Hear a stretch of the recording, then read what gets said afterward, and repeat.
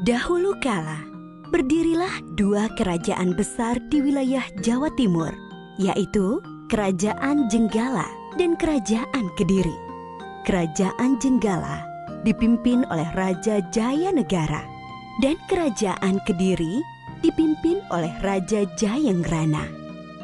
Untuk mempersatukan kedua kerajaan dan menghindari peperangan, maka dijalinlah sebuah ikatan pernikahan antara Panji Asmarabangun, putra Raja Jenggala, dengan Dewi Sekartaji, putri Raja Kediri.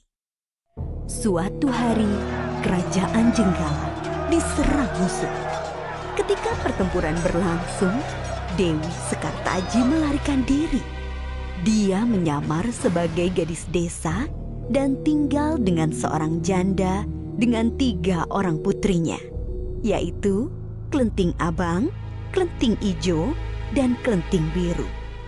Dewi Sekartaji diangkat menjadi anak dan diberi nama Klenting Kuning. Namun Klenting Kuning tidak diperlakukan dengan baik. Setiap hari ia disuruh mengerjakan pekerjaan rumah seperti mencuci, memasak, dan membersihkan rumah. Ketiga kakak angkatnya sangat pemalas. Mereka bisa hanya menyuruh saja. Klenting Kuning, cuci bajuku. Cuci juga selendangku. Baik, Kak.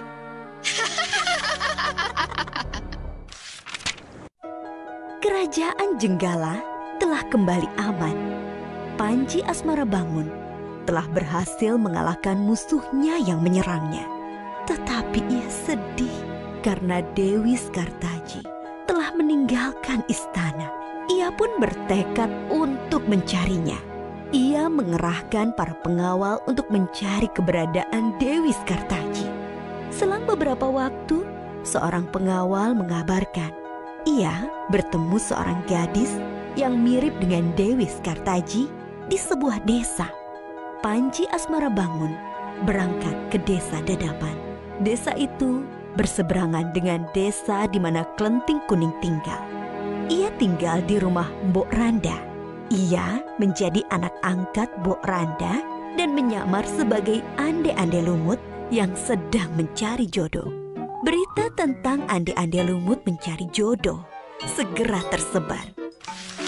Klenting Abang, Klenting Ijo, dan Klenting Biru berdandan secantik-cantiknya untuk melamar ande-ande lumut. Tak lupa mereka memakai perhiasan dan pakaian yang bagus. Klenting Kuning, kamu tidak usah ikut melamar. Kamu di rumah saja. Pergilah ke sungai dan cuci semua pakaian kotor itu. Perintah Klenting Biru. Mereka pun segera berangkat. Klenting Kuning segera pergi ke sungai untuk mencuci. Tiba-tiba datanglah seekor burung bangau dan memberinya sebuah cambuk. Pergilah melamar ande-ande lumut agar kamu dapat bertemu dengan Panji Asmarabangun. Dan bawalah cambuk ini, kata sang bangau. Klenting Kuning pun bergegas pergi ke desa Dadapan. Sementara itu, ibu dan ketiga kakak angkatnya sudah sampai di tepi sungai. Mereka bingung, tak ada satupun perahu yang tampak. Jembatan juga tak ada. Lalu, bagaimana mereka menyeberang? Sungai itu sangat luas, dalam, dan deras arusnya. Tiba-tiba, muncul seekor kepiting raksasa bernama Yuyu Kangkang. Kepiting itu menawarkan diri untuk membantu menyeberangi sungai. Dengan syarat, mereka harus mencium Yuyu Kangkang. Mereka menyanggupi persyaratan itu. Satu persatu, mereka naik ke punggung Yuyu Kangkang untuk menyeberangi sungai. Beberapa saat kemudian, sampailah Klenting Kuning di tepi sungai. Ia pun bertemu dengan Yuyu Kangkang. Yuyu Kangkang menawarkan jasa untuk menyeberangkan dengan syarat Klenting Kuning harus menciumnya. Klenting Kuning menolak syarat itu. Ia memaksa Yuyu Kangkang untuk memberangkatkannya. Tanpa syarat itu, Yuyu Kangkang tidak mau menyeberangkannya. Kesabaran Klenting Kuning sudah habis. Ia mengeluarkan cambuk dan memukulkannya ke sungai. Seketika itu juga air sungai surut.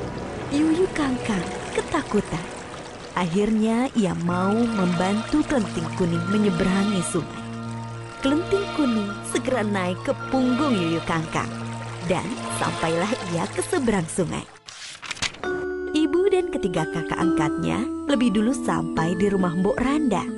Secara bergantian, Kelenting Abang, Kelenting Ijo, dan Kelenting Biru menunjukkan kecantikannya pada ande-ande lumut. Tetapi tak satu pun dari mereka yang terpilih. Mereka telah mencium Yuyu Kangkang.